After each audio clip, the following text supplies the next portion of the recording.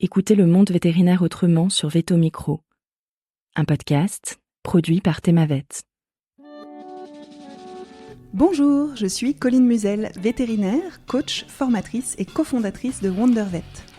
Et moi je suis Marine Slove, vétérinaire, entrepreneur, podcasteuse et fondatrice de Thémavet. Bienvenue sur le podcast numéro 1 de la profession qui démontre qu'il y a 1000 façons d'être vétérinaire.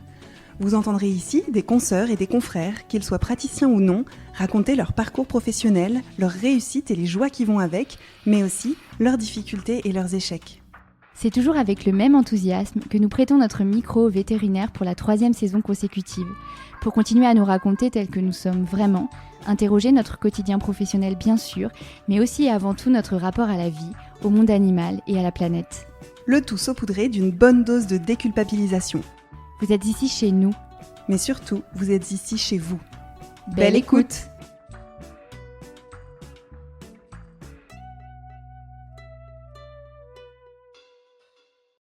Aujourd'hui, j'ai le plaisir de recevoir notre consoeur Marion Osca.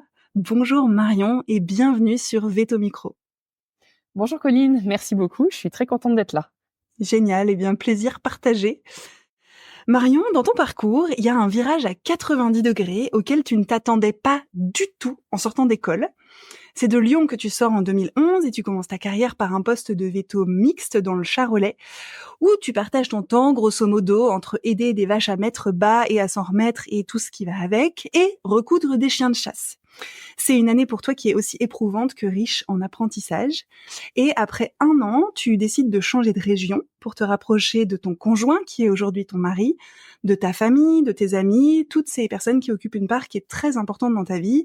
Et du coup, tu continues pendant 2 ans la pratique mixte, rurale canine. Puis arrive ce fameux virage. Et quelques années plus tard, tu obtiens le diplôme du Collège européen en dermatologie vétérinaire et tu es aujourd'hui maître de conférences en dermatologie à l'école vétérinaire de Lyon. Ce qui te passionne, c'est la transmission, la pédagogie, la recherche et toute la rigueur scientifique qui va avec. Et tu transmets ces passions avec beaucoup d'enthousiasme aux élèves de l'école de Lyon. On va revenir ensemble sur ton histoire professionnelle, comment tu en es arrivé à prendre ce virage et ce que ça a changé pour toi. Et pour commencer cette plongée dans ton parcours, je vais commencer par la traditionnelle première question. Pourquoi es-tu devenue vétérinaire ? Eh ben, je pense que comme tous les jeunes enfants, j'aimais les animaux. Donc, qu'est-ce qu'on peut faire comme métier quand on aime les animaux ? Vétérinaire, pourquoi pas ? Et en fait, ce qui m'a vraiment décidée à devenir vétérinaire, je pense que ça a été surtout l'étude des sciences de la vie et notamment les dissections. Et effectivement, d'avoir ouvert les premières souris, les grenouilles, etc., je me suis rendu compte que oui, j'aimais voir comment ça fonctionnait dedans. J'adorais cette idée de médecine un petit peu. Et donc finalement, j'aimais les animaux, j'aimais un petit peu cette science-là. Donc veto, c'est devenu un petit peu comme une évidence. Donc rapidement, j'ai su que je voulais être veto. Ça s'est fait comme ça.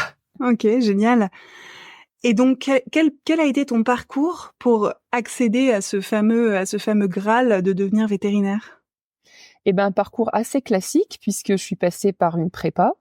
Donc moi, j'ai commencé la prépa l'année où la prépa veto se terminait. Donc s'ouvrait la prépa BCPST, que j'ai fait donc en 3 ans, en cube.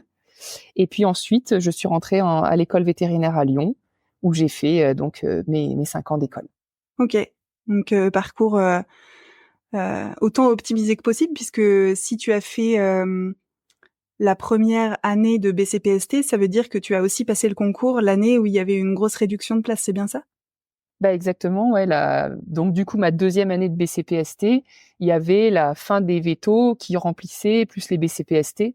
Donc effectivement, il y avait pas beaucoup de place. Bon, là, j'ai raté le concours et donc j'ai pu le repasser l'année d'après où là, ça a été la consécration. Ok. Et comment tu l'as vécu cette année où le contexte faisait que les chances étaient diminuées, je sais plus par combien c'est, mais peut-être par 4 encore, alors qu'il y a déjà pas beaucoup de place. Je sais pas, je pense que j'ai plus pensé que j'étais pas assez prête. Il y avait quand même quelques matières, notamment à l'oral, que j'avais ratées. Donc c'est vrai qu'on veut tout réussir. Quand c'est un concours, on veut absolument réussir toutes les épreuves.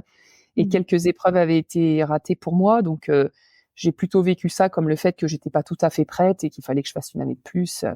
Ça n'a pas été trop difficile. Et puis en plus, j'ai eu une très bonne année de prépa l'année d'après, donc ça n'a pas été si difficile, même si effectivement quand la réponse est arrivée que c'était négatif, ça c'est un peu mal. Ouais, forcément, hein. Moi, je me souviens puisque j'ai eu aussi une réponse négative la première année de mon concours, donc ouais, c'est pas très agréable ce moment-là. Mais du coup, tu dis que tu as eu une année de cube, de 5,5 qui a été chouette. Tu peux nous en dire un peu plus sur ce qui a fait que cette année, elle a été finalement plutôt agréable, même si c'était beaucoup de travail? Difficile à dire. Je dirais qu'en général, la prépa, c'est quand même quelque chose que si on me disait de le refaire, si on remontait dans le passé, on me disait: «Est-ce que tu le referais?» Je dirais: «Oui, bien sûr», sans hésiter. Maintenant, on me dirait maintenant: «Est-ce que tu le referais maintenant?» Je dirais probablement non. Pour tout te dire, j'ai jeté mes cours de prépa pas plus tard que ce week-end. Je suis retombée sur mes classeurs de biologie et quand j'ai vu tout ce qu'on connaissait, que je me rappelais de rien, ces formules, je me suis dit: «Waouh, quand même, impressionnant, hein». OK. Donc voilà, mais voilà, j'ai eu des belles années parce que, beaucoup de connaissances, beaucoup d'amis qui sont dans les mêmes moments difficiles que toi, ça crée des liens extrêmement forts OK. que j'ai pu conserver avec le temps parce que vraiment c'est une famille quoi, on est tous ensemble dans les épreuves. Donc ça, c'était très fort et puis oui, des connaissances quand même très intéressantes. Moi, j'aime apprendre, donc j'ai appris plein de choses que j'ai adoré apprendre. Mmh. J'ai progressé, j'ai aimé aussi cette progression. En année de 5,5, il y a plein de choses que j'ai compris que j'avais pas avant, qui m'ont permis vraiment de progresser, d'être meilleure et donc finalement, j'ai quand même des très bons souvenirs, de ces années, ouais. Ouais, OK. Génial. Ça donne presque envie d'y retourner comme tu le décris, mais non, on va pas faire ça. OK, et du coup, après t'as intégré donc l'école vétérinaire de Lyon. Heu, Est-ce que c'était ton premier choix? Oui, alors, parce que, c'était le plus proche de ma famille, c'était un choix géographique, hein, plus Ouais. que réfléchi en fonction de ce qu'il y avait à Lyon. Maintenant, avec le temps, je me dis: «C'est vrai, il y a l'Équine» et cetera, mais à l'époque, moi, c'était vraiment, un choix géographique, proche de ma famille, donc c'était mon premier choix, ouais. Ouais, OK. Donc très contente. Et globalement, comment, tu as vécu ces 5 années à l'école vétérinaire de Lyon? Globalement, moi, j'étais très contente, hein. J'ai très bien vécu mes années étudiantes, je me suis quand même pas mal investie dans la vie de l'école, j'étais vraiment présente aux soirées. Enfin, j'ai eu une belle vie étudiante. Moi, j'ai vraiment bien profité. Après, c'est sûr que, quelques regrets de ne pas avoir été plus, assidue, dans voilà, certains suivis de cours en amphi et cetera. Mais en tout cas, au niveau humain, c'était, vraiment extraordinaire. J'ai adoré, voilà, commencer à faire des stages, commencer à faire de la clinique. C'est vrai que j'ai beaucoup aimé ces années. Après, la seule chose que je voulais pendant que j'y étais, c'était, sortir pour aller travailler. Mais c'était Mmh. des super années. Moi, j'en ai un très bon souvenir. Je les ai bien vécues. J'ai eu beaucoup de chance, ouais. Ah, génial. Il y a, un souvenir en particulier, que tu aimerais partager avec nous aujourd'hui de voilà, un de ces super souvenirs de l'école que tu gardes avec toi? J'en ai plusieurs. Un qui m'a vraiment marqué, évidemment, c'était, le premier jour où on a une présentation officielle par les professeurs et qui nous disent: «Félicitations, vous êtes arrivés à l'école vétérinaire». Donc là, ça, c'est larmes aux yeux. Je me dis: «Ça y est, j'y suis». Il y a eu donc le début avec, notre accueil. Donc ça, c'est le côté, voilà, les anciens, on rencontre plein de gens, on se sent vraiment intégré, la famille. Et puis après, évidemment, c'est, certaines amitiés que j'ai nouées, pendant ces années, certaines soirées et cetera, qui étaient vraiment extraordinaires. Les révisions pour les rattrapages où on se retrouvait tous à la bibliothèque pour réviser, enfin, plein de souvenirs comme ça. Je dirais que c'est surtout des souvenirs, côté humain, Mmh. qui m'ont marquée. OK, génial, merci. Du coup, tu as dit, tu avais vraiment hâte d'aller dans la pratique, de enfin, mettre les mains dedans et être celle qui exerçait le rôle de vétérinaire et qui n'était plus dans l'étude, l'observation. Comment tu as fait ton choix pour ton premier job finalement? Finalement, moi, je suis arrivée à l'école vétérinaire, je pensais devenir vétérinaire, canin. Enfin, je savais pas trop ce qui existait comme métier. Les stages que j'avais fait d'observation, c'était essentiellement vétérinaire, chien-chat. Et c'est lors du stage de première année où on avait un stage obligatoire en élevage laitier que j'ai découvert les vaches. Et je suis tombée sur des éleveurs adorables qui m'ont vraiment, laissé faire plein de choses avec eux. J'allais tous les matins à la traite et cetera. Et là, je me suis dit: «Waouh, en fait, j'aimerais bien travailler avec ces animaux». Voilà, c'est ça qui m'a un petit peu décidée. Donc dès la première année, du coup, j'ai continué les stages obligatoires et si je pouvais faire des stages en plus, C'était toujours en rural que j'allais. Et en dernière année, j'ai pu aller faire 2 semaines de pic dans le Charolais, donc dans une clinique qu'on m'avait conseillée, où ça s'est hyper bien passé, où le soir, je pouvais sortir avec eux en garde pour commencer un petit peu à voir comment ça marchait les césariennes, ils me laissaient un peu faire. Donc en plus, c'était vraiment une très bonne ambiance. Et en fait, ils m'ont dit à la fin de mes 2 semaines qu'ils cherchaient quelqu'un. Et donc, comme c'était ce que je voulais faire de la rurale, c'était super, quoi. Moi, j'aurais dit, bah oui, oui, oui, bien sûr. Alors, j'ai juste une thèse à passer, mais sinon, go. Donc voilà, la bonne opportunité au bon moment. Et moi, c'est vrai que dès la première année, je m'étais dit, oui, je veux faire de la rurale. Ouais, ok. Même si j'aimais quand même le reste, je voulais faire du mixte, mais je voulais quand même une dominante rurale. Ok. Du coup, t'as eu ce que tu voulais, en Charolais, j'imagine. T'as été servi. Ouais, j'aimais bien le rural et le laitier, mais j'avais quand même conscience. On m'avait dit que de faire du Charolais dès le départ, de l'obstétrique, ça permettait quand même d'avoir une bonne formation en actes techniques. Et après que c'était un petit peu plus simple de trouver du travail. Mais à l'époque, c'était quand même pas compliqué de trouver du travail. Enfin, toujours maintenant, tu me diras. Oui. Donc, mais j'étais contente de commencer par faire de l'obstétrique. Ouais, ok. Donc finalement, toi, t'as eu un stage où t'as eu 2 semaines de pic, pardon, où t'as vraiment bien accroché avec les vétos. Ils t'ont dit, bah écoute, nous on cherche quelqu'un. T'as dit banco, t'as passé ta thèse et t'es allé bosser là-bas. C'est ça, exactement. Qu'est-ce que tu retiens de ce premier job? Que c'était difficile. Non, franchement, il y avait des moments extrêmement riches en émotions, de magnifiques émotions. Voilà, quand on est seul avec l'éleveur à 2 heures du matin, petit stress, on sort le veau, le stress descend chez tout le monde, et là, il nous raconte sa vie, c'est détendu. Ce moment, il est un peu magique, le veau qui se lève, qui va téter, enfin vraiment, c'était magnifique. Pareil, de la progression, j'ai appris des gestes, j'ai fait des choses. Mais il y a aussi ce côté système D que j'ai peut-être un peu des fois eu du mal à vivre. Je pense qu'il y a plein de personnes qui sont capables de gérer ça, moi peut-être un peu moins. Donc les cas où tu arrives sur le veau qui est censé être un petit veau, je comprends pas, je devrais pas vous appeler. Donc déjà l'éleveur est en colère. Tu fouilles et là tu tombes sur un truc énorme. Et bon bah non, on va faire une césarienne, et là quand tu ouvres, tu tombes sur la patte du veau qui a déchiré l'utérus. Et ben là, moi, je panique,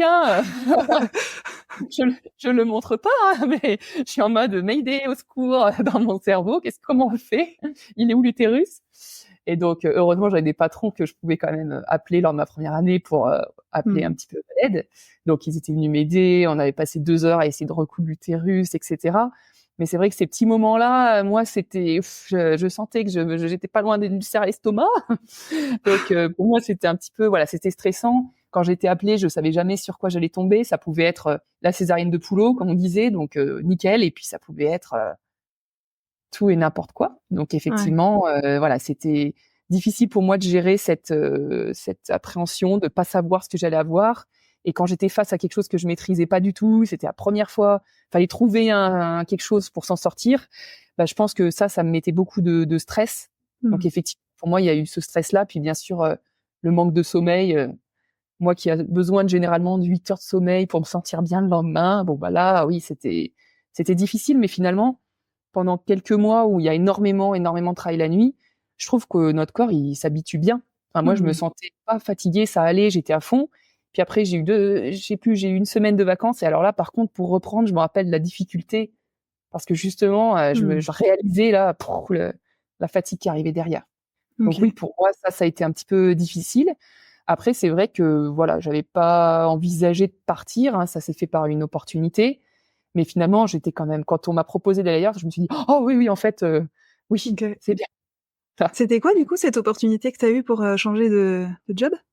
Et ben c'était mes vétos, je vais dire de cœur entre guillemets. C'était les vétos chez qui j'allais en stage tous les ans depuis que j'étais depuis la troisième, pas depuis la troisième, non pardon, depuis l'école de véto. Donc tous mes stages où j'allais travailler l'été, les stages, etc. J'allais chez eux parce qu'ils étaient pas très loin de ma famille. Et en fait, ils m'ont contacté en me disant bah voilà, notre aide s'en va, on cherche quelqu'un, on voudrait quelqu'un qui est un petit peu formé en rural. Il me semble que t'es dans le Charolais, comme j'avais donné un petit peu des nouvelles.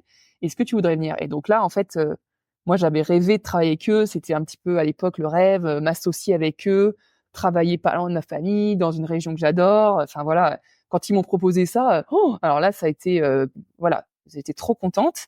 Après, j'avais mis en place un contrat avec mes premiers patrons que je devais terminer. Je leur ai précisé directement. Ils m'ont dit pas de souci, on a faim et on t'attend. Donc voilà, c'était. Mais c'est vrai que finalement, j'avais pas du tout pensé à chercher ailleurs ni rien. J'étais dans mon boulot, dans mon truc. Et c'est aussi quand ils m'ont proposé ça que j'ai réalisé, ah ouais, en fait, c'était dur là où j'étais et je suis pas mécontente de peut-être changer de vie, de style de travail. Alors je savais pas trop à quoi m'attendre non plus après, mais voilà. Là-bas, il y avait quand même beaucoup plus de laitiers, moins d'allaitants. Ils m'avaient dit que les gardes étaient quand même moins soutenus. Ok. Donc, ouais. Ouais, donc t'as fait 1 an à la dure pour te former et après tu t'es dit c'est bien, C'est ça qu'il on faut va aller pour moi. faire. Voilà, c'est ça. Ouais, ok. Et j'entends que, enfin, il y a un point commun dans ces 2 premiers jobs, c'est que c'est des personnes que t'as rencontrées à l'école, avec qui t'as eu un super contact, qui ont gardé ton nom à l'esprit et tu as fait partie des personnes qu'ils ont eu envie de contacter. Alors je sais pas s'il y en a eu d'autres, je sais pas si tu le sais non plus, mais en tout cas, clairement pour toi, les relations que tu as eues à l'école Veto, dont tu as même parlé comme étant hyper précieuses, etc., dans les amitiés, ça a aussi servi dans la vie professionnelle finalement. Bah, tu me le fais réaliser. Et ben oui, je le réalise en t'entendant le dire aussi. Alors, Ok. je pense que c'est aussi par exemple, pour le premier taf en Charolais, je pense que c'est aussi lié au fait que j'étais là, tu vois, vers le mois de février et que eux, leur aide, ça se terminait vers septembre. Moi, j'étais en dernière année, donc je sortais juste après. Oui. J'ai passé 2 semaines, donc voilà, c'était aussi le bon moment, quoi, le bon moment, le bon endroit. Voilà, plein de facteurs qui se réunissent dans le bon sens et finalement une bonne opportunité que j'ai pu saisir, ouais. Ouais, carrément. Trop cool. Puis en parlant d'opportunités, on va arriver à la suite finalement, puisque si t'es là où t'es aujourd'hui, puisque t'es dans ton bureau à l'école vétérinaire de Lyon, là, quand on enregistre cette interview, qu'est-ce qui s'est passé pour que tu passes de cette clinique où tu avais presque des envies d'association, où tu te voyais super bien, c'était la région, la proximité avec la famille, avec les amis, pour que finalement, hop, il y ait un changement et que tu sois, quelques années plus tard, plus du tout au même endroit? Comment ça s'est passé pour toi? Eh ben, donc ces 2 années sont bien passées, mais c'est vrai que, j'ai eu quelques déceptions, on va dire. Déjà, voilà, cette proposition d'association m'a été faite au début et puis 1 an après, on m'a dit: «Bah, finalement, on a associé quelqu'un qui avait plus d'expérience et cetera». Donc, j'ai compris que, voilà, si je voulais m'associer, fallait que j'attende encore un petit moment. L'organisation, finalement, que tu te rends pas compte quand tu es stagiaire, l'organisation de la clinique ne me convenait pas tant que ça. Et puis dans mon travail, j'avais un peu ce sentiment de l'imposteur. Je pense qu'on est nombreux à partager, même si pas tout ça, mais ce sentiment que voilà, j'avais beaucoup de limites dans beaucoup de domaines. Alors il y a quelques domaines où je me sentais un peu plus à l'aise, hein, bien sûr, parce que je les aimais plus. C'était plus facile pour moi de lire des articles de temps en temps dessus et tout. Mais il y avait des choses où, ouais, ça commençait. Je trouvais que j'avais des limites, quoi, de connaissances, de plein de choses comme ça. Et donc bon, ben voilà, c'était comme ça. Je réfléchissais, oui, peut-être qu'il faudrait que j'aille ailleurs, voir ailleurs, peut-être être avec des personnes qui me tiraient un peu vers le haut, qui ont fait des CEAV, des choses comme ça, qui m'aideraient un peu parce que moi, toute seule à motiver le soir, j'avais aussi un petit peu du mal, honnêtement. Et mais bon, bah, on se dit ça, puis le temps passe, quoi. Et puis en fait, donc je continuais de faire des formations. Et un jour tombe une formation en dermatologie à Lyon que mes patrons proposent de faire. Et donc qui était faite par le professeur Pain de Lyon, qui était mon maître de thèse en fait de l'époque. Et donc je me rappelle encore que cette formation, il fallait préparer un cas clinique. Donc moi j'y vais en mode je vais me former, je prends un cas que j'avais vu la semaine d'avant au cabinet, qui avait des boutons sur le ventre. Enfin bon, laisse tomber, je revois pas du tout mes cours, hein. Je vais pour me former. Donc j'arrive là-bas et là Didier Pinot fait sa présentation qui était passionnante. Et c'est vrai que la dermato, moi, c'était quelque chose que j'aimais beaucoup. J'en avais fait donc ma thèse. J'avais fait ma thèse sur le sujet. Et puis à la clinique, j'étais vite devenue un petit peu celle qui faisait la dermato. J'aimais bien. Bon, voilà, je m'étais pas dit à l'époque je vais faire que ça, mais j'aimais beaucoup la dermato. Et donc dès qu'il y avait une otite, c'était pour moi. Ou mes collègues me faisaient le prélèvement et je le regardais après. Enfin, c'était vraiment un truc que j'aimais bien. D'où le fait que c'était moi qui allais faire les formations de dermato. Et du coup, je présente le cas catastrophique. Hein, évidemment, on ne dit pas des boutons, on dit des papules. Hein, mon Dieu. Et voilà. Mais bon, à la fin de la formation, il y avait un petit pot, un petit buffet apéro là. Et donc, je discute avec Didier Pain. Et donc, il se rappelait que j'allais faire de la rurale. Donc, je lui explique. Lui, il avait fait 15 ans de rural aussi. Donc, on avait pas mal de choses à partager. Il avait bossé dans le Charolais. Donc, on a bien discuté. Et là, il en vient au fait qu'il me dit qu'il cherche un résident en dermatologie à l'école. Ah, and le virage is coming. Voilà, attention. Et là, je me dis: «Waouh, putain, ça doit être génial». Mais moi, je pourrais jamais faire ça. Dans ma tête, même quand il m'a dit ça, je me suis dit: «Ça doit être cool un truc comme ça», mais voilà, je pense pas avoir le profil, moi qui ai fait 3 ans de rural, bon. Et donc voilà, on finit en bon parlant, on discute bien et puis on se sépare, chacun rentre chez soi. Et là, j'en parle le soir à mon ami, à mon copain, et je lui dis: «Tu te rends compte? Oh, je pourrais faire que de la dermato, moi j'aime bien, oh là là, je trouve que ce serait pas mal quand même». Il dit: «Bah, renseigne-toi, envoie-lui un mail». «Oh non, mais j'oserais jamais, tu te rends compte? J'ai pas fait de formation, j'ai pas fait d'internat, j'ai pas fait d'assistanat, c'est pas». Voilà, je pensais vraiment avoir aucune chance. Mmh. Et j'insiste un peu en me disant: «Attends, c'est quand même bête, on sait jamais». Donc je lui envoie un mail le soir même à 23h en lui disant: «Bah écoutez, après avoir discuté avec vous, j'ai trouvé que ça avait l'air d'être une formation très intéressante qui aurait pu m'intéresser, enfin qui aurait pu être, voilà, qui aurait pu me plaire. Est-ce que vous pensez qu'on pourrait se rencontrer pour en discuter?» Et donc Didier Pin qui arrive plutôt tôt au travail, 7h30 le lendemain, j'avais une réponse très, très rapide qui me dit: «Bah d'abord discutez-en avec mes anciens résidents», qui me donne les contacts, d'une ancienne résidente et de son résident actuel, pour être sûr que ça vous plaise, hein, et savoir ce que c'est. Et ensuite, on se voit. OK. Donc là, j'ai la chance d'avoir Émilie Villemont qui me parle de son parcours, Oscar Fantini qui m'explique un petit peu ce qui se passe quand il y était. Et là, je me dis: «Ah ouais, j'aimerais vraiment beaucoup faire ça». OK. Donc je prends rendez-vous avec lui, je vais le voir, il m'explique tout. Bah voilà, c'est comme ça, et cetera. On discute un peu de mon parcours, machin, et ça match, quoi. Il me dit: «Bah on y va. On signe le contrat, tu commences en septembre, quoi». Je fais: «Ah bah OK, allez, faut pas hésiter à ce moment-là, oui, on y va». Et donc OK, voilà, et ça du s'est coup, fait, entre le moment où tu es allée à cette fameuse soirée de formation avec Didier Pin et le moment où tu prends la décision de devenir résidente en dermatologie, c'est cool combien de temps? je pense 2 semaines, un peu moins, OK, 10 jours. OK. Ouais, donc en Parce que 10 là, jours. il me dit de contacter les résidents. Moi, je le fais illico presto. Tout de suite, je leur envoie un mail. Voilà, Mmh. excusez-moi de vous déranger. Voilà, je vous contacte pour ça. Est-ce que ce serait possible pour vous qu'on s'appelle et tout? Les deux, ils m'ont dit tout de suite oui. Enfin, donc je les ai appelés très rapidement. Donc après, le temps d'avoir le rendez-vous avec Didier, donc ça a été très rapide. OK. Qu'est-ce qui fait selon toi qu'il y a eu cette rapidité d'action pour, contacter Didier Pin, contacter les résidents, tac, tac, tac, tac? Qu'est-ce qui fait que c'est allé aussi vite, à ton avis? Bah, je pense qu'en fait, j'étais pas si bien que ça là où j'étais, en Mmh. fait. Et en fait, il y a un moment où, de toute façon, ben, on est véto, c'est le métier de rêve, on peut être que content de ce qu'on fait, et cetera. Enfin, tu vois, cette espèce d'idéologie qu'on te donne, enfin, moi, que j'avais eu, en tout cas, par ma famille, tout ça, les gens qui m'entourent. Et en fait, quand j'ai découvert ce truc-là, je me suis dit: «Mais ça, je crois que ça me vraiment, ça me Mmh. plairait trop». Et surtout que quand j'étais, jeune, lycéenne, collégienne, et cetera, quand on me disait: «Bah, tu veux faire quoi dans la vie?» Bah, je voulais être, vétérinaire, et deuxième choix, bah, prof. Prof de quoi? Je sais pas. Et Mmh. donc je savais déjà que de retourner dans un milieu universitaire, ça pouvait me plaire. Alors j'imaginais jamais que je pourrais être prof, mais je savais que ça me plairait. J'allais être auprès d'un prof que j'avais adoré aussi. Il y avait ça, parce que j'avais adoré ses cours. Donc c'était Ouais. quelqu'un, j'avais travaillé ma thèse avec lui, je savais qu'il était extrêmement fiable. T'envoies un mail, t'as une réponse rapidement. T'envoies quelque chose pour correction, ça arrive. Enfin, voilà, c'était tout était réuni pour me dire: «Waouh, j'ai trop envie de faire ça». Vraiment, tu vois, la petite ampoule qui s'allume, faut que je me batte pour ce truc-là, quoi. C'est pour ça que ça a été si vite, je pense, parce que je me suis dit: «Là, faut pas passer à côté». Et à OK. l'époque, moi, j'ai eu cette chance infinie qu'à ce moment-là, ils cherchaient quelqu'un et qu'il n'y avait pas beaucoup de résidences, et cetera. Maintenant, je pense que j'aurais pu, enfin, je sais pas si ça se fait encore, tu vois, un truc comme ça. OK. Bah, tu étais, au bon endroit, au bon Voilà. quoi, une fois de plus, avec une relation, La du chance. passé. Ouais, Ouais, ouais, c'est ça. ouais. Il y a quand même hem, un espèce de scénario qui serait écrit quoi, il y a une trame et hop, tu as rencontré quelqu'un et cette personne, hop, elle t'offre une opportunité donc on verra ce que ce sera la prochaine, dans ta vie. Peut-être que tu vas nous en parler aujourd'hui, peut-être que tu ne sais pas encore ce que c'est, mais du coup ça se reproduit et tu as une opportunité de ouf. Je voudrais bien revenir sur quand tu entends parler de ce poste de résident en dermatologie, c'est quoi en particulier qui te fait dire: «Oh ah ouais, ça me fait envie»?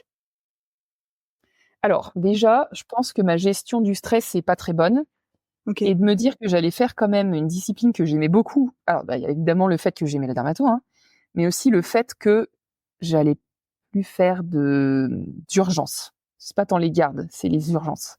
Moi, les urgences, c'était quelque chose que j'avais vécu pendant mon aide de Charolais. C'est vrai que c'était ça pour moi la difficulté. C'était le truc qui tombe n'importe quand dans ta journée, qui te défait ton planning. Et c'est un truc, oh mon Dieu, allez, faut réagir tout de suite. Je pense que moi, le stress, je suis plutôt, ça va me faire être meilleure, le stress, je pense. Je suis plutôt bonne quand je suis stressée. Par contre, après, je suis lessivée. Enfin, tu vois, ça me pèse énormément. Enfin, ça me prend beaucoup d'énergie. Moi, j'aime pas ça. Vraiment, le stress, c'est pas un truc que j'aime. Je sais qu'il y a des gens qui adorent les urgences, mais tu vois, moi, c'était pas ça. Donc déjà, il y avait le fait que j'allais faire de la dermato. J'allais être meilleure dans une discipline. Je voyais ça un peu comme le Graal. Je me disais, waouh, mais attends, si je fais une résidence, que je réussis après l'examen, en fait, je serai une quinte de la dermato. Je vais être trop fort. Tu vois, je me disais, bah voilà, mes clients, ils vont me poser des questions, je saurais répondre. Voilà ce que j'imaginais. Hein. Maintenant, il y a des questions que je sais pas répondre, évidemment. Mais j'imaginais ça et je me disais, tu te rends compte, là, il y a plein de trucs. Les clients, quand ils me demandent, j'ai honte. Je sais pas répondre parce que c'est peut-être juste que je m'en rappelle pas, parce que j'ai mal appris mes cours. C'est pas que je le sais pas parce que c'est pas connu. C'est que je le sais pas parce que j'ai peut-être pas bien travaillé. Tu vois, que là, je me disais, waouh, je vais avoir un métier où je me sentirais vraiment à l'aise. Et c'est vrai que veto, avant d'être veto, t'as la prépa, t'as le lycée où moi j'étais bonne élève, je me sentais à l'aise. Et là, je sors de l'école veto et je suis pas à l'aise. Et cette situation, c'est vrai que moi, c'était pas très confortable pour moi.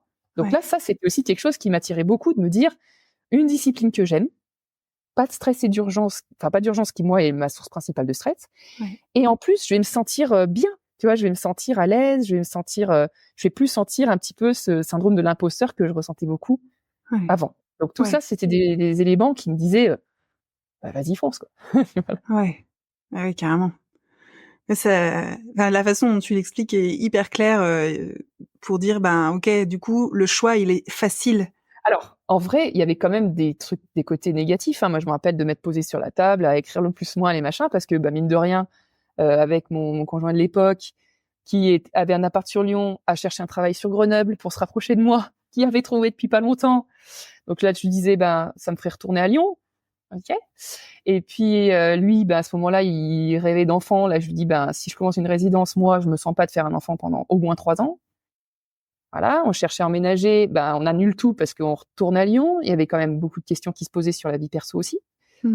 Mais voilà, moi je lui ai dit, là je sais que je serai heureuse dans mon travail, je sais que ça va me plaire.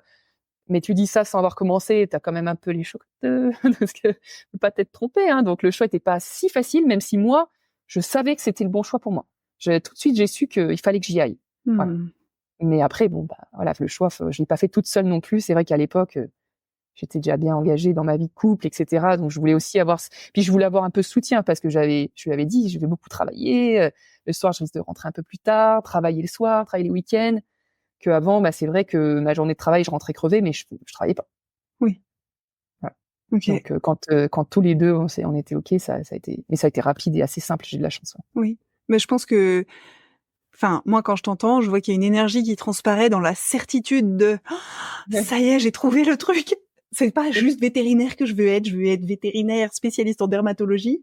Et en plus, je vais pouvoir transmettre. Tu as cumulé les deux trucs qui, quand t'étais jeune et qu'on te posait la question, tu disais oui, vétérinaire et prof. Et là, finalement, t'as pas le titre de professeur, mais tu fais l'enseignement aujourd'hui. Oui. Alors, là, après, oui. Donc ça a été par la suite du parcours. En fait, quand j'ai commencé la résidence, là, j'avais pas du tout de titre, aucune formation en pédagogie, etc. Hein. Donc là, par contre, j'avais la chance d'avoir des jours de consultation avec donc mon mentor de résidence, Didier Pain, et des jours où j'étais seule avec les étudiants.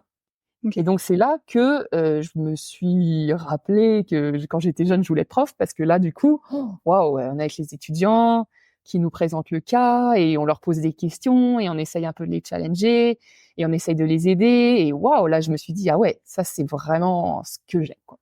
Et ils ont des questions et là, tu te dis, oh là, super question, je sais pas du tout. Donc, en plus, moi qui étais dans un processus d'apprentissage pour un examen, quand même, mine de rien, c'est un apprentissage pour moi-même, mais j'avais l'examen au bout, qui est quand même un truc très important. J'étais contente qu'ils me posent ces questions, même si j'avais un peu honte des fois de dire, je sais pas, écoute, je te dis ça cet après, entre midi et deux, je vais chercher, etc. Donc voilà. Mais du coup, il y a eu ce côté-là que j'ai découvert pendant la résidence où je me suis dit, trop bien, qu'est-ce que c'est un régal d'avoir des étudiants avec soi, etc. Et donc, c'est vrai que très vite, moi, j'ai dit à Didier Pin que j'aurais bien aimé continuer de travailler à l'école après. Voilà. Ouais. Après, c'est sûr, dans le public, les postes, ça s'ouvre pas comme ça.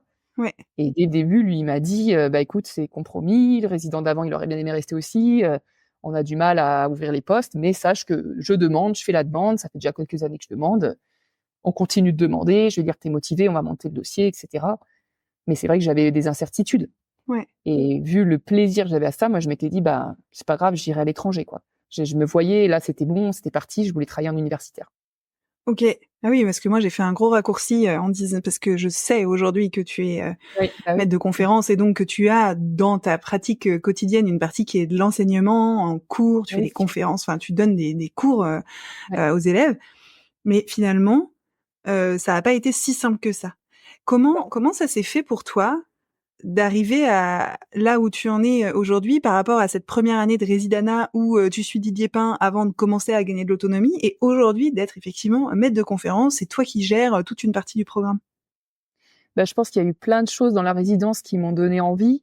Il y a eu le fait que déjà Didier était tout seul, donc moi j'ai été là pour me former. Hein. Il m'a vraiment pris pour me former. Je l'ai pas remplacé ou quoi. Hein. Après, il y a eu des jours où il était en conf. Du coup, il me disait tiens, est-ce que là tu voudrais bien faire le cours je veux dire, ça marche souvent comme ça. Hein. Et moi, je me suis vite dit oh la chance, trop bien. Donc un peu de stress parce que faut quand même assurer. C'est le cours Didier Pin. Moi à l'époque, il me donnait son cours et je faisais son cours. Hein. Donc voilà, être à la hauteur, etc. Je m'entraînais 1000 fois, mais c'était génial quoi. J'adorais faire ça. Donc déjà, je me suis vite aperçue que j'adorais la relation avec les étudiants, apprendre des choses, discuter avec eux, partager des choses avec eux. Voilà, j'ai vite compris que ça me plaisait. Et puis après, il y a eu aussi le fait que dans ma résidence, j'avais quand même toute une partie de recherche obligatoire. Ok. Donc, quand tu fais une résidence, tu as un case log, donc un nombre de cas à avoir vu tout seul, un nombre de cas à avoir vu en suivi, un nombre de cas à avoir vu avec un mentor, etc. Donc, tu as ce case log clinique. Et à côté de ça, tu as une partie recherche avec un article à écrire, un article de recherche. Donc, tu dois avoir comment on appelle ça, un sujet de recherche, quoi, un projet. Et puis, en plus, tu as des articles scientifiques sur des cas cliniques, ce qu'on appelle des CAT, donc c'est-à-dire des espèces de suites, des conduites à suivre, tu vois, des choses comme ça que tu dois rédiger en anglais, pour des journaux scientifiques. Ouais. Et donc ça, c'est vrai que moi, c'était ce qui me faisait le plus peur hein, quand j'ai vu la résidence. Ça aussi, ça me faisait peur pour faire ça parce que j'ai toujours pensé que la recherche n'était pas accessible pour quelqu'un comme moi. Moi, je me rappelle la bio, j'aimais beaucoup la dissertation, mais les études de documents, j'étais un peu moins forte. L'esprit, tu vois, de conclusion d'un sujet, l'esprit de synthèse, etc. Je savais pas si j'avais, je m'étais dit la recherche, moi j'ai pas été formée à la recherche, est-ce que je vais y arriver? Enfin, ça c'était un truc qui me faisait peur. Et en fait, c'est comme tout, hein, la recherche, en fait, ça s'apprend. Voilà, c'est une façon de raisonner, c'est une façon, faut lire beaucoup d'articles pour voir comment on fait, c'est commencer à discuter avec des chercheurs pour comprendre la façon de faire, c'est suivre un peu des formations sur l'éthique dans la recherche, sur l'intégrité à la recherche scientifique, tu vois. Et donc, en fait, on se forme un peu et finalement, c'est pas inaccessible du tout. C'est comme tout. C'est si on aime et qu'on se forme, en fait, c'est faisable, on va dire. Ouais. Je dis pas du tout que je suis une grande chercheuse, mais c'est faisable et c'est très intéressant. Et donc là, oui, j'ai trouvé de l'intérêt à ça. Didier avait beaucoup de projets de recherche. C'est vraiment un chercheur dans l'âme, hein, Didier. Okay. Et du coup, j'ai eu la chance de participer avec lui à des sujets vraiment de recherche fondamentale, où on allait chercher des cellules, à extraire des cellules dans la peau de chiens atopiques, etc., qui se fait pas tant que ça finalement en France. Hein, donc, on a eu la chance de pouvoir faire ces sujets. Donc ça, déjà, j'ai trouvé ça passionnant, même si effectivement, c'est beaucoup de rigueur, beaucoup de moments de joie et de moments de tristesse quand ça marche pas et pourquoi ça n'a pas marché, il faut tout reprendre, etc. Mais finalement, c'est des échelles à gravir et quand tu arrives à un résultat final qui soit bon ou pas, tu es quand même content. Et puis, il y a après le fait que ce projet que tu as fait, les résultats que tu as, tu as la chance de pouvoir les partager. Et ça, en résidence, on avait des congrès comme ça, européens, tous les ans où on devait aller, hein, c'était dans le programme de résidence, où en fait, tu vas rencontrer, quand tu es résident, les autres résidents de toute l'Europe en dermato. Donc là, très vite, il se crée un lien vraiment unique et je trouve que c'est vraiment... en tout cas, en dermato, il y a une excellente ambiance. À l'époque, c'était moins ça. À l'époque, on faisait des petits groupes de travail, mais je sais que maintenant, ils sont organisés, les résidents, ils s'échangent toutes leurs fiches, ils révisent tous ensemble. Enfin, il y a vraiment un esprit de solidarité énorme. Et c'est vrai qu'on a très vite ce sentiment de petite famille de la dermato qui est vraiment hyper important pour moi. J'adorais ça. Et puis, tu suis des pontes qui te font des confs passionnantes. Et puis un jour, c'est toi qui viens présenter ton petit sujet de recherche, là. Ouais. Et ça, je me suis dit, et moi j'aime bien. Enfin, moi j'adore ça en fait. J'aime être, là à présenter quelque chose on a sué pour y arriver, tu vois. Et là, on va présenter ça, moi ou n'importe qui de l'équipe, hein, mais tu vois, cette chance de partager nos résultats, d'avoir des questions qui nous font même progresser après, à se dire, oh punaise, c'est vrai que ça, on aurait pu le faire aussi. Tu vois, et des questions hyper pertinentes. Au début, le stress, toujours des questions. Alors déjà, l'anglais à comprendre, hein. Mais après, est-ce que je vais savoir répondre? Et en fait, avec le temps, on se rend compte que les questions, c'est jamais pour voir si tu sais. C'est jamais ça. Les questions dans la recherche, c'est en fait parce que la personne se dit, ah bah tiens, ça j'ai pas compris, ou ah bah tiens, pourquoi ils ont pas regardé ça? Ah bah tiens, et si vous aviez fait ça, est-ce que vous pensez que vous auriez eu un meilleur résultat? Donc finalement, c'est toujours des trucs intéressants, et une question, maintenant, j'aime même bien avoir des questions. Je suis contente quand j'ai des questions parce que je me dis, une fois que j'aurai compris, que, en fait, ça va sûrement m'apporter des choses, tu vois. Et les questions, elles sont au service de ta progression, en fait. Ah oui. Ouais, et voilà, ça fait partie de ce qui est important pour toi. Et oui. Quand tu vois que quelque chose peut te faire progresser, d'un coup, ça prend une tournure complètement différente. C'est plus une source de stress. Oh mon Dieu, et si j'arrive pas à répondre, ils vont me prendre pour une idiote qui ne sait pas tout sur tout alors que je suis bordée. C'est génial. Une opportunité de croissance, une opportunité de grandir, une opportunité de regarder les choses sous un autre angle et d'améliorer encore ma qualité de recherche, notamment. Génial. Mais c'est vrai qu'il y a un moment où quand pour moi, c'est une chance. Je sais que pour d'autres, pas du tout. Mais moi, la chance de ne faire qu'une discipline, c'est-à-dire la dermato. Alors, j'ai la chance quand même de continuer toute espèce, mais je fais qu'une discipline. Forcément, c'est plus facile pour moi de bien maîtriser ma discipline. Tu vois? Et du coup, je sais que un client qui me pose une question, je me sens pas mal quand je lui dis, écoutez, ça, je le sais pas. C'est pas décrit. Alors, je vais vérifier s'il y a un cas clinique qui est sorti une fois dans la biblio. Mais moi, la biblio, normalement, je la maîtrise bien. Tu peux passer à côté, hein. Donc, c'est pour ça que je dis jamais avec certitude. Je dis, je vais vérifier. Mais de dire, non, écoutez, ça, on connaît pas l'étiologie. Cette maladie, c'est une maladie auto-immune, mais on sait pas pourquoi ce chien, il va déclencher cette maladie. Pour moi, c'est facile de dire ça maintenant, alors qu'avant, on m'aurait dit, c'est quoi l'étiologie de cette maladie? Je me serais dit, oh mon Dieu, c'est que je l'ai pas bien appris, tu vois, j'aurais pas été sûre d'avoir pas, tu vois, oublié quelque chose ou mal travaillé quelque chose. Et donc ça, voilà. Et là, je trouve que pour les confs, c'est un petit peu pareil, dans le sens où généralement ton protocole, tu le maîtrises bien, ton sujet de recherche, tu le maîtrises bien, et les questions qu'il y a autour, ça va être, tiens, pourquoi vous avez pas pensé à faire ça? Ah, mais attendez, c'est une excellente idée. Merci pour votre question. Oui, vous avez raison, on pourrait le faire. Et d'ailleurs, peut-être que ça nous donnerait ça. Et ça ouvre des discussions, la personne répond, d'autres personnes peuvent prendre la parole. Et finalement, cet environnement de recherche, je trouve que il est hyper stimulant. Et moi, je connaissais pas et j'en avais peur. Aujourd'hui, je veux pas le quitter. Ouais. Tu vois, donc ça fait partie de l'université. Ouais, ça fait partie de ce que tu as vraiment envie de continuer à avoir dans ton quotidien, la recherche, quoi. C'est vraiment important pour toi. La recherche, l'enseignement et la clinique, voilà. Ouais. Et si on revient du coup à l'enseignement, tu as dit que tu avais commencé dès la première année de résidana, si j'ai bien retenu, à de temps en temps prendre le relais de Didier pour lui rendre service, pour l'aider parce que voilà, ça lui rendait service que tu ailles faire le cours à sa place. C'est rare. C'était rare, mais c'est arrivé un petit peu. Et finalement, vu que tu as dit qu'il y avait cette rareté dans l'ouverture des postes, etc., comment t'es arrivé à, aujourd'hui, le poste de maître de conférence en dermatologie? Est-ce que tu as le droit de nous le dire ou il y a une politique à garder secrète? Non, pas du tout. Il y a rien du tout de secret, en fait. C'est que, du coup, donc moi, première année, très vite, je me rends compte que j'adore le milieu universitaire, que j'aime les étudiants, j'aime la pédagogie, même si à l'époque, j'avais pas fait de formation dessus, hein, mais j'aimais ça, quoi, voir qu'ils comprennent ce qu'on leur dit, qu'ils retiennent ce qu'on leur dit. Waouh, génial. Et donc, je dis dès la première année à Didier que, voilà, moi, ce que j'aimerais, c'est rester en milieu universitaire. Lui, il me dit, il y a peu de chance, on fait la demande, on fait le dossier, donc là, on se met bien dessus. Et donc, tous les ans, il demande. Vous faites le dossier pourquoi, du coup? Alors, c'est pas vraiment faire un dossier, mais on écrit tous les arguments. En gros, il faut poser des espèces de documents de fiche de poste. On ouvre un poste, il faut une fiche de poste avec les attendus de la personne qui va venir. Ok. Est-ce que ce sera un maître de conf? Est-ce que c'est un PH? Si c'est un maître de conf, qu'est-ce qu'il doit faire? Son projet de recherche, il faut qu'il soit plutôt orienté sur quoi, etc. Ok.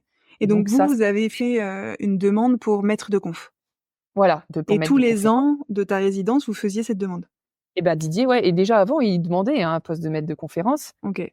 Mais c'est vrai que du coup, voilà, dire ce qui a du poids à l'école, c'est être seul et la quantité de travail qui augmente. Et nous, Ouais. les consultations dermato, il y en avait quand même beaucoup. Et puis le fait d'avoir un candidat motivé, sûr. Parce Ok. qu'ouvrir un poste et qu'il y ait personne, généralement, ça peut poser des problèmes, c'est difficile vis-à-vis du ministère. Donc là, du coup, effectivement, voilà, très motivé, machin. Et en fait, je lui en ai parlé régulièrement. Et un jour, je lui dis, voilà, j'ai rencontré Stephen White, dermatologue vers San Francisco. Et donc, j'ai discuté avec lui. Voilà, j'aimerais vraiment faire ça. Il a peut-être un poste. Et là, je sens Didier qui me dit, non, mais attends, j'ai encore sûrement des cartes à jouer. Ne pars pas. Voilà. Mais bon, il a fait tout ce qu'il a pu. Et puis, en fait, ça faisait peut-être, moi, j'ai fait 3 ans de résidence et une année après d'assistanat. Et je pense que ça faisait 5 ans qu'il demandait ou 6 ans qu'il demandait un poste. Ok. Et donc, à force de demander en disant j'ai quelqu'un, et au final, l'assemblée des enseignants, le ministère, tout ça, a accepté la demande de poste. Ok. Donc moi, j'ai passé l'examen, en 2018. Et donc, le poste a été ouvert en janvier 2019. Magnifique. Voilà, parfait. Ouais, t'as su saisir les opportunités dans ta vie qui t'ont amené là où t'avais envie Moi, d'aller j'étais quand prête. même. Alors moi, j'étais prête. Je pensais que j'avais aucune chance, en fait. Je savais pas trop. Et donc, j'avais regardé, voilà, pour des postes. Je savais qu'aux États-Unis, c'était assez facile d'aller en universitaire parce que les salaires qui sont nettement élevés par rapport à la France en universitaire sont quand même bien plus bas que les cliniques privées. Ouais. Et donc, les dermatologues ont plutôt tendance à aller dans le privé, en tout cas à l'époque. Et je savais qu'il y avait des postes. Et puis, il y avait une grosse génération de personnes qui partaient à la retraite, moi, quand j'étais là. Ok. Et du coup, j'avais quand même j'avais vu pas mal d'offres intéressantes. Mon mari qui était dans l'IT, il me disait, moi, je trouverais. Bon, alors après, quand on me disait, c'est vers San Francisco, en fait, tu regardes sur la carte, c'est pas du tout à San Francisco. Voilà. Bon, on aura un peu de route. Mais bon, on avait commencé à faire des recherches. Voilà, moi, j'avais dit, il faut que je continue là-dedans. Ok. Et puis, voilà, la chance que ça se fasse. Moi, j'ai été contente. Je préférais rester à Lyon, hein, clairement. Je suis très bien ici. Ouais. Donc ça, j'ai eu beaucoup de chance encore, ouais. Et du coup, ce métier que tu pratiques aujourd'hui, qui est triple, qui est l'enseignement, la clinique et la recherche, t'étais prête à traverser les océans, quoi, les continents, pour pouvoir continuer de l'exercer. C'est important à ce point pour toi. Ouais. Ouais. Ok. Alors, en discutant avec des spécialistes de dermato, ils me disent que c'est vrai que tu peux prendre un résident, en fait, quand t'es spécialiste en clinique privée. Donc, t'as quand même la possibilité de continuer de partager, etc. Ouais. Après, tu peux faire un peu de recherche clinique, mais pour moi, aujourd'hui, je me sens tellement comblée, tu vois, par ce que je vis. Mine de rien, j'aime bien, voilà, participer aussi à la vie de l'école, tu vois, en tant que responsable des internes, en tant que engagée dans le conseil des enseignants. Tu vois, j'aime bien aussi cette partie-là de mon métier, finalement, Ouais. qui n'a pas trop à voir avec veto. Hein. C'est voilà, responsable d'internat, c'est s'en occuper, faire des plannings, être sûr qu'ils vont bien, vérifier que tout se passe bien pour eux. S'il y a le moins de problèmes, voilà, vérifier, aller voir le prof en question pour en discuter. Enfin, voilà, c'est plus tant le métier de veto, ça. Mais en fait, ça, c'est quelque chose que j'aime beaucoup aussi. Donc, ça, c'est sûr que bon, voilà, si un jour dans ma vie ça doit changer, ça changera. Mais aujourd'hui, j'aime bien ce système-là et j'ai envie de le conserver. Ouais, J'ai envie de ok. continuer. Du coup, tu nous as plusieurs fois parlé de la recherche et du fait que t'adorais ça, le côté stimulant, la progression, que tu pensais que t'étais pas à ta place et finalement t'y es. J'aimerais bien que tu nous permettes de comprendre à quoi ça ressemble un quotidien de chercheur, ou en tout cas un moment de vie de chercheur ou de chercheuse, parce que moi je maîtrise pas du tout, j'ai jamais fait ça et j'ai de la difficulté à me projeter dans concrètement ça veut dire quoi faire de la recherche. Est-ce que tu as un exemple comme ça de moment où tu as vraiment vécu ton quotidien de personne qui fait de la recherche? Je suis pas sûre, je vois vraiment un moment. Mais c'est en fait ça commence par une idée. Voilà. Tiens, j'ai vu ça dans un article du Mail. Tiens, j'ai vu ça dans un article Veto. Tiens, j'ai eu un cas là-dessus. C'est bizarre. Tiens, j'ai eu 3 cas où ils réagissent comme ça parce que j'ai donné ça et c'est pas la même clinique la maladie parce qu'il y avait ce traitement. Est-ce que c'est lié? Est-ce que c'est pas lié? Ça commence un peu par une question, un truc une idée, une question où tu te dis voilà, tiens, j'aimerais bien savoir ça. Voilà. Donc là, tu te dis ok, est-ce qu'il y a eu déjà des choses de faites? Parce que ça se trouve ton idée elle est très bien, mais elle est déjà étudiée, elle est déjà faite et tout. Ouais. Donc là, c'est une partie de bibliographie. Tu vérifies qu'il y a rien dessus. Et s'il y a des choses, qu'est-ce qui a été étudié? Est-ce qu'il y a eu des résultats satisfaisants ou pas? Parce que tu peux tout à fait refaire quelque chose qui a été fait, hein, pour montrer que c'est reproductible, pour montrer que tu as des résultats différents, pour étudier sur une autre population, hein, mais bon.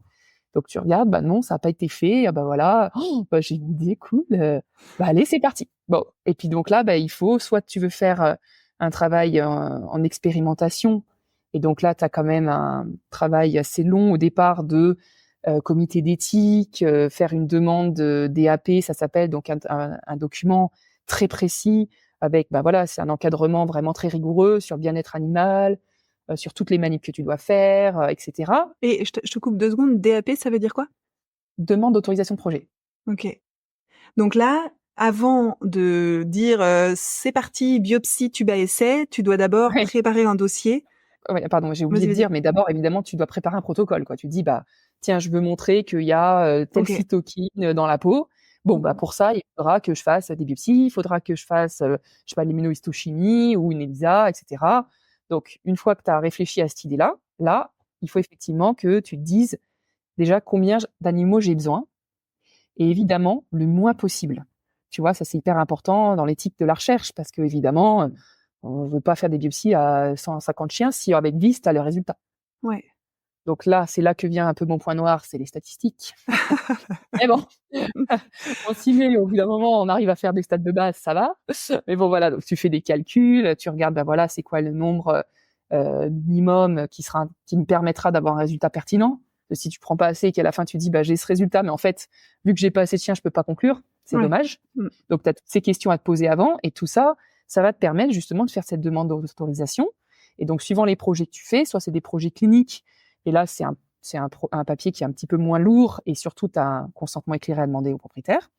Soit c'est un projet plus expérimental, et là, si c'est expérimental, effectivement, là, ça monte au ministère, tu as des signatures de personnes au placé dans les comités d'éthique, etc., qui vont te permettre, qui vérifient tout, hein. Moi, ça m'est arrivé plusieurs fois d'avoir des corrections à faire dans mes projets, parce que ils n'étaient pas sûrs que les animaux se verraient quand ils seraient en cage individuelle le temps qu'un produit sèche, par exemple. Tu vois, qu'il y avait suffisamment d'éléments, tu vois, de jeu dans les... Enfin, c'est quand même assez bien suivi, tu vois, pour que ce soit au mieux respecté, tout ça.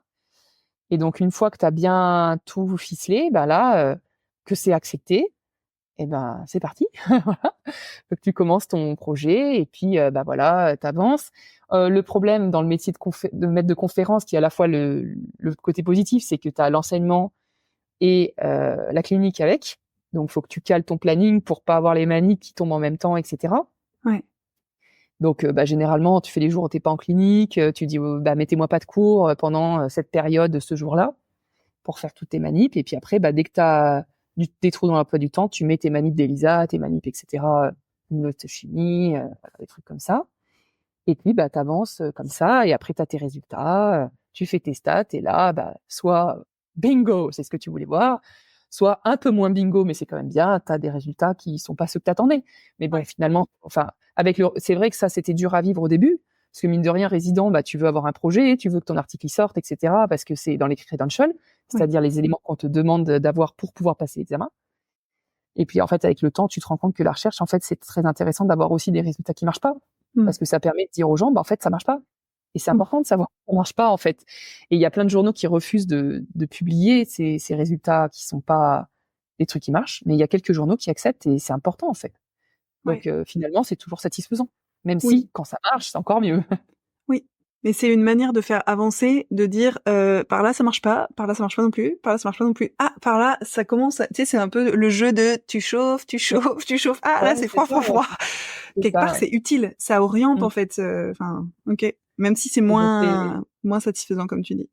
C'est ça. Et les moments forts, je dirais que c'est les manips qui se terminent à 2h du matin et qu'on se mange une pizza parce qu'on est là, oh là là là, mon Dieu, faut avoir fini pour que demain matin on puisse aller à l'INSERM à Lyon qui nous prête gentiment leur cytomètre de flux. Alors quand je dis prêter, il y a quelqu'un qui technique, hein, c'est pas moi évidemment, mais qui sont ok de collaborer avec nous.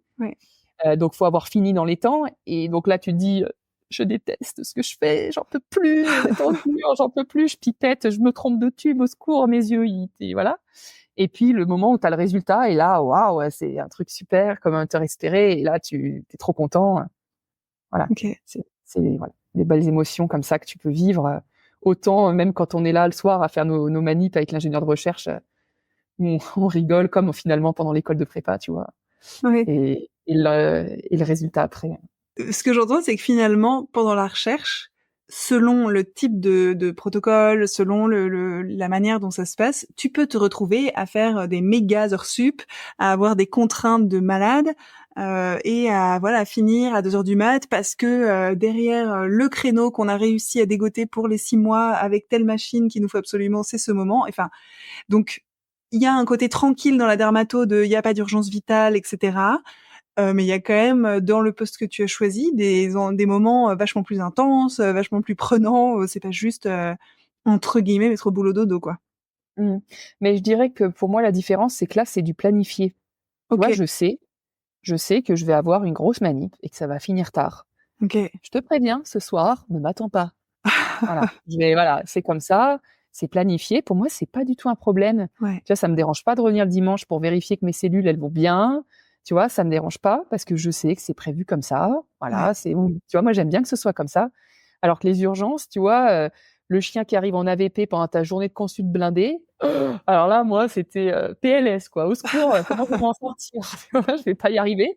Et là, de finir plus tard, pour moi, c'était plus un problème, finalement, que là où bah voilà, il y a ma manip, ça va se passer comme ça et puis derrière ça a voilà beaucoup d'intérêt, enfin ça a beaucoup d'intérêt de sauver un chien, je sais pas, j'espère que je dis pas de bêtises, mais tu vois, je veux dire, c'est pour moi c'est plus facile à gérer Oui, et peu importe le temps que je vais y passer parce que oui, voilà, je sais que c'est comme ça, il y a pas de souci, oui, j'ai prévu en fonction, j'ai mis mes autres trucs avant ou après, tu vois, j'aime bien avoir un peu cette organisation oui, bien prévue et pas tout déstabiliser. ouais. Mais ça, heu, enfin, ce dont tu viens de parler, ça parle effectivement de ta préférence à toi.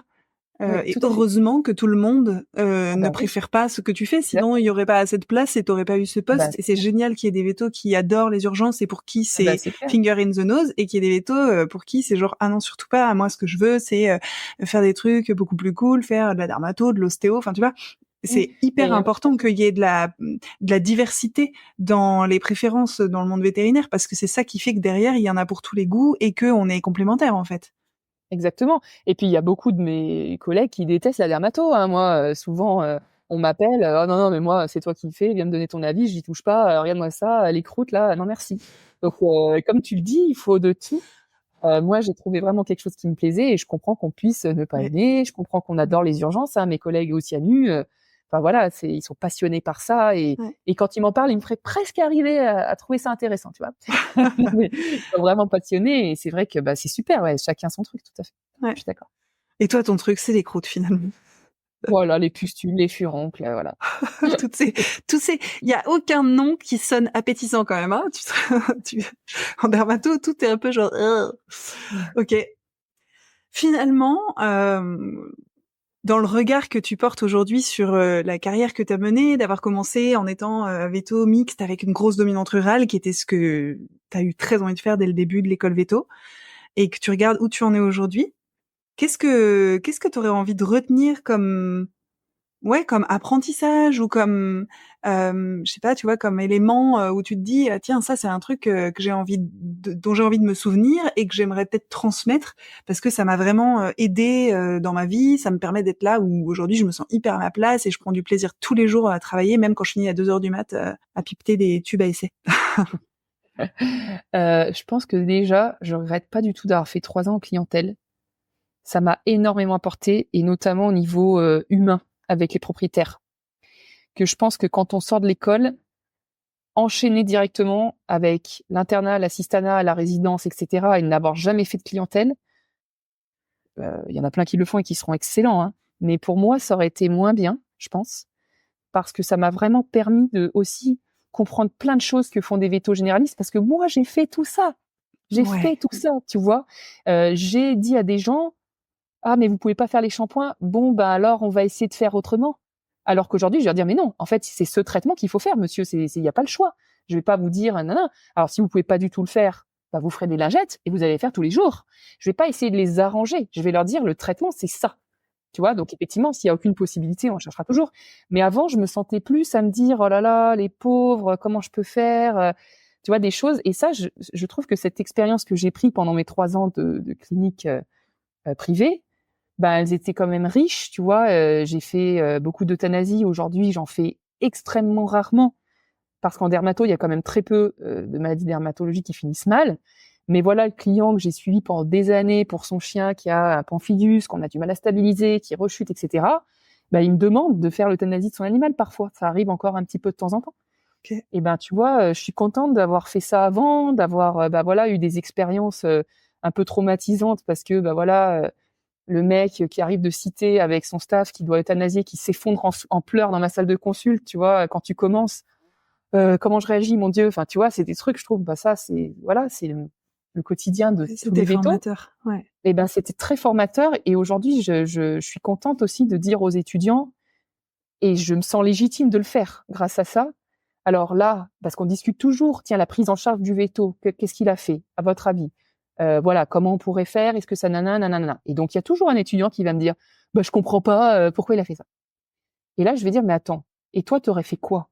Comment t'aurais fait? Tu crois pas que, comme ça, il a déjà soulagé le prurite? Il a déjà soulagé ça? Tu vois, parce que moi, je sais que moi, quand j'ai fait mes 3 ans avant d'avoir fait une résidence, etc., c'est des choses que j'ai fait, tu vois? Ouais. Et je trouve que ça m'a beaucoup aidée. Je pense que ça m'aide aujourd'hui aussi dans la relation que j'ai avec mes confrères, mes consoeurs, etc. Ouais. Parce que, ben voilà, ça m'a beaucoup aidé de faire ça. Je regrette pas du tout d'avoir fait ces 3 années, ça c'est certain. Ça m'a aussi appris à être assez autonome et dynamique. Je pense le charolais, hein. Ouais. Parce que, voilà, même si je t'aime pas trop le système D, il y a plein de moments où il faut bien le faire. Oui. Et du coup, une chose que j'entends et je te laisserai poursuivre après, mais je trouve ça intéressant de le reformuler comme ça, c'est que finalement, d'avoir été 3 ans à la place des personnes qui maintenant sont les personnes qui te réfèrent les cas, ça t'aide à avoir énormément d'indulgence et à avoir du coup une posture de confraternité vraiment hyper forte. C'est-à-dire que j'entends que tu dis on va pas prendre le veto référent pour un débile parce que il a fait ça ça ça.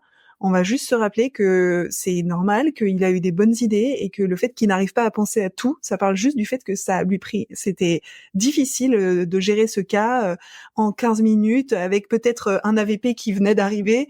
Et je trouve que c'est beau ce que tu transmets aux élèves. C'est sûr que, voilà, moi, j'ai fait beaucoup d'erreurs et en fait, je pensais Bien faire au sûr. mieux. Et ce qui est le plus important, c'est de penser faire au mieux, en fait. Et du coup, ben voilà, il y a pas de souci, tu vois, les erreurs, tout le monde en fait. Et ce que j'espère, c'est que tous les comptes rendus que j'envoie, bah ça peut peut-être aider. Tu vois, j'ai Oui. beaucoup de confrères aussi qui me rappellent derrière, qui m'envoient des mails avec des questions. Bah Oui. là, je me dis, chouette, là, je suis contente, tu vois. Peut-être que aussi eux, ben un petit peu, je leur donne un peu de savoir, un peu de, tu vois, je serais contente. Mais c'est sûr que je suis vraiment contente d'avoir fait ces années de privé pour ouais, aussi ça, c'est bien comprendre, voilà, que bah, j'aurais fait pareil en fait, hein, donc C'est ça. voilà. Tu aurais fait du cortibio toi aussi. Ne juge pas. Et moi, les étudiants, quand même, ce que je leur dis, et j'en suis persuadée, c'est que c'est plus difficile d'être un bon veto généraliste que d'être un spécialiste. Parce qu'il faut tout maîtriser, tu vois. Tu as toutes les disciplines, t'en as qui font toutes les espèces. Voilà, moi je me rappelle quand j'étais en Charolais, on faisait du cheval, de la vache, du chien, du chat, des furets, j'ai eu des cochons de cirque, enfin voilà, il y a un moment tu peux pas tout savoir quoi. Donc quand tu es bon, Ouais. bah tu as envie de tout savoir et vraiment voilà, les confrères, ils ont vraiment Ouais. beaucoup de mérite là-dessus. Moi, j'ai pris le côté un peu facile, je me spécialise dans un truc et tu vois voilà, Tu pour veux moi qu'on c'est dise ça à la version de toi qui était en train de réviser son board, que c'était facile? ah non, ouais, non, c'est vrai. Pas ce moment-là, OK. hein. Mais du coup, juste pour conclure sur ce point-là, moi je trouve, je me permets, que du coup tu amènes, en plus de ta grande qualité de pédagogue sur la dermato, les aider à réfléchir pour gérer leur cas clinique et que ils retiennent un maximum de ce qui va être très présent dans leur quotidien, parce que la dermatologie, ça fait quand même partie de ce que les véto-praticiens voient le plus en pratique canine, du moins, de mes souvenirs. Tu leur transmets aussi des valeurs tu vois, d'indulgence, de curiosité, de se poser des questions plutôt que pointer du doigt. Et à mon avis, ça va être extrêmement utile dans leur quotidien. Et je trouve que c'est hyper beau parce que c'est fait de manière subtile et c'est présent dans ta posture tout le temps, en fait. Voilà, j'avais envie de le dire comme ça parce que je trouve que c'est vraiment important. Je sais pas, j'essaye, mais Bah, ça transparaît dans ton discours aujourd'hui pour moi. Du coup, je t'avais coupé la chic parce que tu nous parlais de ce que t'avais de ce que tu retenais de ta carrière. Et donc tu disais, finalement, avoir fait ces 3 années, ça m'a appris, voilà, que moi aussi je pouvais faire des erreurs. Donc aujourd'hui, je suis plus indulgente, j'ai de la curiosité. Ça t'a appris de l'autonomie, du dynamisme, de savoir gérer des situations qui sont pas simples, le contact avec les propriétaires. Est-ce qu'il y a autre chose de ta carrière, voilà, là qui te vient et que tu te dis, ça, je le retiens et j'ai envie de pouvoir le transmettre ou de le garder précieusement? c'est difficile de se rendre compte, mais finalement, quand on n'est pas 100% épanoui, tu vois, et qu'on a une opportunité, faut la saisir. Mais ça, c'est, voilà, la vie qui permet de le faire ou pas, hein. Donc, en tout cas, moi, je sais que, voilà, quand j'ai eu la chance de le faire, j'ai sauté dessus et du coup, je me sens un peu responsable de ça, même si j'ai eu beaucoup de chance. Et je pense que ça, ouais, dans la vie, voilà, il y a des moments, si on se sent pas bien, faut pas hésiter à, voilà, essayer de faire un truc qu'on se sentira mieux, parce que moi, aujourd'hui, je me sens vraiment beaucoup plus heureuse dans mon travail. Enfin, voilà, le matin, je pars au travail, je suis pas stressée. Je trouve que pour moi, ça change énormément de ma vie d'avant, où tous les matins, je partais avec un petit peu la boule au ventre. Qu'est-ce que je vais avoir sur le planning? Oh mon Dieu, j'en ai un qui a des diarrhées depuis 10 jours. Est-ce que je vais m'en sortir? Enfin, tu vois, aujourd'hui, presque, je regarde pas mon planning de consulte. Je sais que ça va aller, tu vois. Ouais. Donc, je trouve que, pour moi, en tout cas, j'ai bien fait de saisir cette opportunité et voilà, et de finalement, voilà, changer un petit peu ce que je faisais, qui finalement était peut-être pas tant fait pour moi que ça. Ouais, génial. Et du coup, aujourd'hui, qu'est-ce qui se dessine pour toi dans ton avenir professionnel? Et en fait, de toute façon, c'est rester à l'école, ça c'est sûr pour l'instant. Il n'y a pas d'autres d'autres propositions, et moi j'en ai pas envie, même si on reçoit beaucoup d'offres d'emploi quand on est diplômé, hein, mais moi c'est vraiment, je suis bien à l'école. Mais en fait, le titre de maître de conférence, on l'acquiert de 2 façons.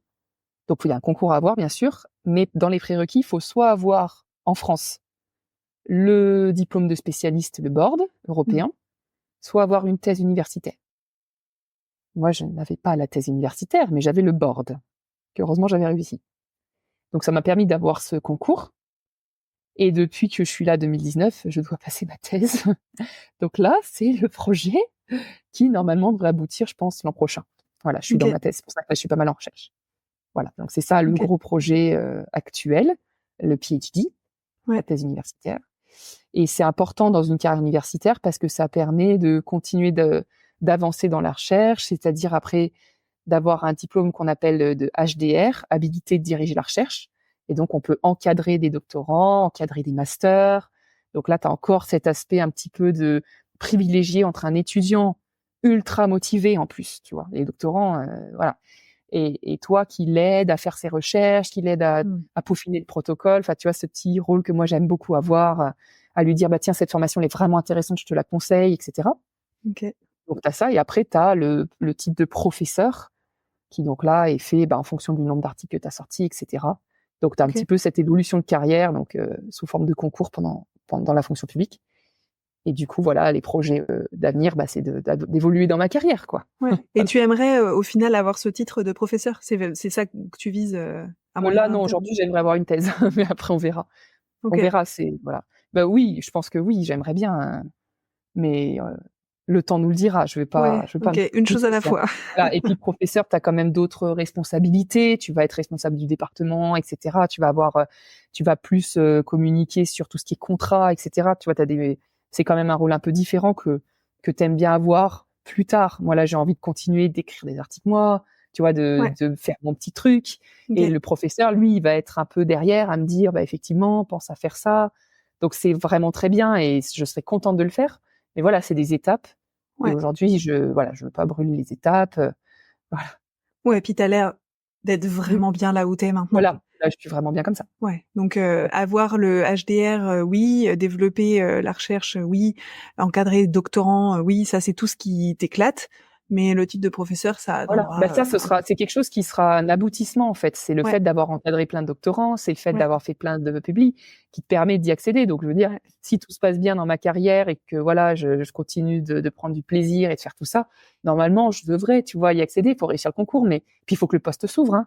Oui. Mais, voilà, c'est normalement, ça doit être, voilà, une suite vers laquelle je dois tendre. Mais, bon, on verra, quoi. Je peux pas Ouais. me mettre de C'est pas pression. pour tout de suite. Ouais, c'est Voilà, ça. ouais, C'est c'est ça. l'avenir professionnel très lointain, mais l'avenir à court terme, Ouais. c'est le HDR. Exactement. Ok, génial. Et cette thèse que je te souhaite du coup de de réussir, je sais pas comment on dit, l'année prochaine. Les deux, ça marche. Voilà. Ouais, ok, Ça marche. génial. Merci beaucoup Marion, c'était vraiment chouette cette discussion avec toi. Et du coup, on arrive à la dernière question de ce podcast que je voudrais te poser. Et je te propose qu'on imagine encore un petit peu plus loin dans ton avenir professionnel, puisque je te propose qu'on aille au jour de ton départ à la retraite. Qu'est-ce que tu aimerais pouvoir dire à propos de toi et à propos de ta carrière le jour où tu ferais ton discours de départ en retraite? En 1 ou 2 phrases, hein, tu nous fais pas le discours complet. Mes chers amis. Alors, on va considérer que je suis restée à l'école, que j'ai Ok. continué de m'y plaire, Ouais. hein. Je pense que je dirais que j'ai eu de la chance. Je partirais en disant que mon métier va me manquer et que j'ai eu beaucoup de chance. Alors après, c'est vrai que la chance se fait aussi par les collègues qu'on a, je pense, enfin, en tout cas pour moi, la relation avec Ouais. les collègues. Ouais. Et actuellement, c'est une super ambiance dans le service. Ça peut changer dans les années, ça je peux pas savoir. Mais si mon départ à la retraite était maintenant, c'est sûr, je remercierais toutes les équipes qui sont avec moi, tous les gens qui travaillent avec moi dans la recherche. Enfin, ce serait des merci et des merci et des merci. Et je serais triste de quitter plein d'étudiants. Enfin voilà, j'aurais de la nostalgie et beaucoup de remerciements, ça c'est certain. Voilà. Ok, génial. Merci beaucoup Marion. Du coup, je te souhaite le meilleur dans la suite de ta carrière Merci, hein, toi universitaire. aussi, Et puis, toi aussi. merci. Et puis, je souhaite une très belle fin de journée à tous nos auditeurs et toutes nos auditrices. À très bientôt. Merci d'avoir écouté cet épisode de Veto Micro. Si le cœur vous en dit, partagez-le à vos amis et à vos collègues, abonnez-vous au podcast et mettez-nous une note de 5 étoiles avec un gentil commentaire. C'est ce qui nous permet de remonter dans les classements et de donner de la voix à la profession. Si vous souhaitez participer à Veto Micro, nous suggérer des invités ou tout simplement nous écrire, faites-le sur l'adresse podcast@themavet.fr. Prenez soin de vous et à la semaine prochaine pour écouter une nouvelle façon d'être vétérinaire.